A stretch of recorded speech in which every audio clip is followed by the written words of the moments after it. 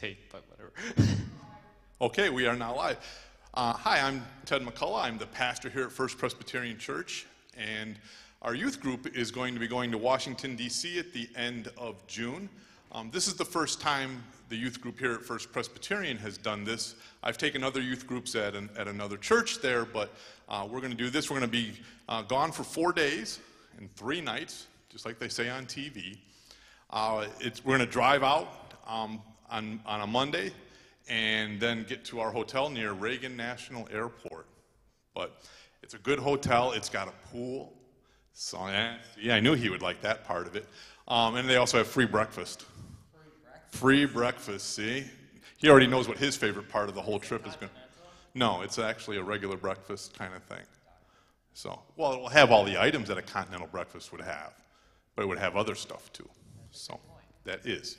While we're there, we plan on doing several different things. We're going to spend a day at the Smithsonian museums down on the mall. That includes Air and Space and American History are probably the two most well-known ones, and we'll certainly do that. One of the evenings, either Tuesday or Wednesday evening, we will do a tour of the monuments, Jefferson, Lincoln, Iwo Jima, all of those, World War II, Vietnam.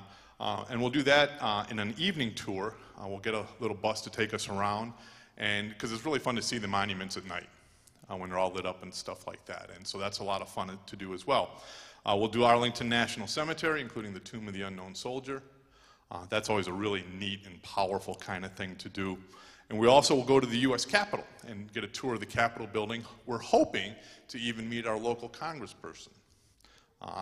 We're in contact with their office, hoping to set that up so that they would come out and give us a meet and greet. And even if they can't do that, they will arrange for the tour of the Capitol so we don't have to wait in line with everybody else. Plus, you get the more inside look of the building and everything like that, so it's kind of fun.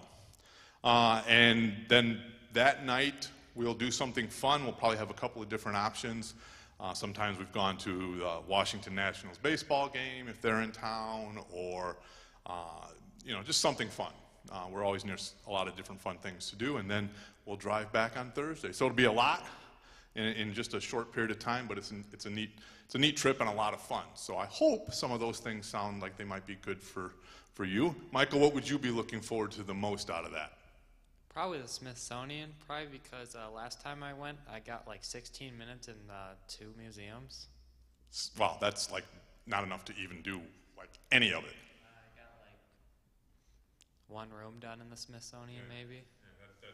No, we plan on, we'll be there most of the day, and what we do is we always get a hotel that's near the metro, and then we take the metro to wherever we're going, which is a whole lot easier than trying to drive and especially park in Washington, D.C. So that's always a lot of fun to do the metro, and that drops us off right wherever we want to be. It's kind of cool. So, Parker, how about you? What would you do? The museums with space and history. I love space, I love history, and I've never been there, so I'm literally looking for everything. Cool. That'll be a lot of fun. And Cheyenne, have you ever been to Washington? No, I have not, but I am looking forward to the museum because I've been to museums and I really like them. Well, and Air and Space is really neat.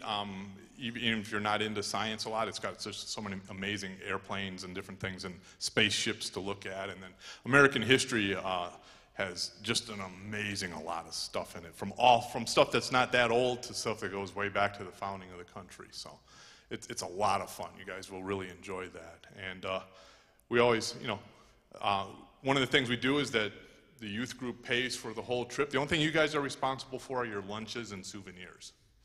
So you have to eat lunch on your own. We'll take care of breakfast because it's free. Smart us. And then dinner, we'll take you out to dinner each night too, so that you don't starve to death in between. And then lunches, if you need anything. Fuel during the day is up to you. Yeah, so I don't know. Some of the moms might have to pack a lot of extra depending on how some of their children burn up calories. Yeah, I know, none of you.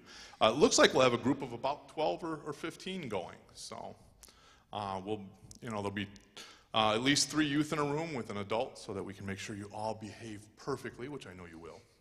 And we're very appreciative for those chaperones that are going. That helps a lot on that. And, hopefully it'll be a lot of fun. And anything else you're thinking about, what's going to be the hardest part of the trip? knowing that's probably going to be one of the best free meals I'll have in the next 2 years. He's getting ready for college, so that Yes, makes a lot of yes, sense there, I am. absolutely. But what about for you, Michael?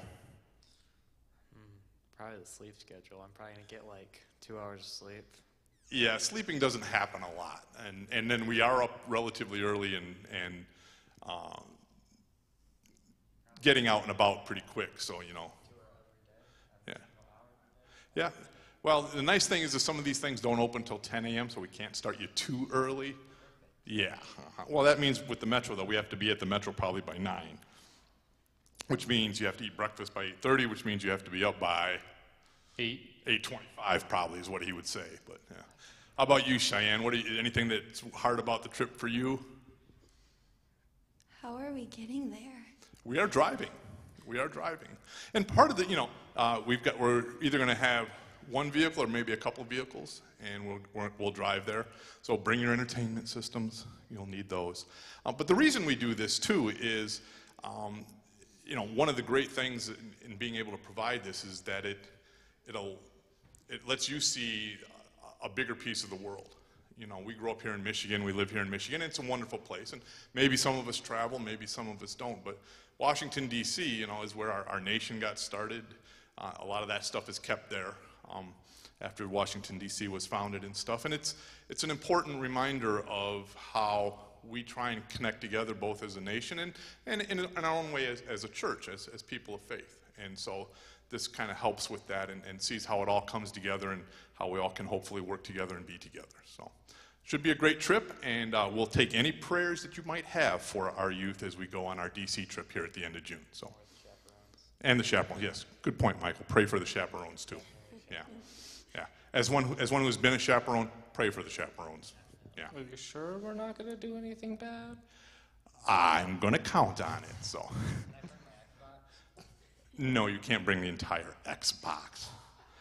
Yeah. I can see one of the things we're going to have to discuss on the list is what not to bring as well as what to bring. And while we won't take your cell phones from you, you will not be living on your cell phone 24 hours a day. You can try. I said I wouldn't take it from you, but we will ask you to actually look at the world around you once in a while.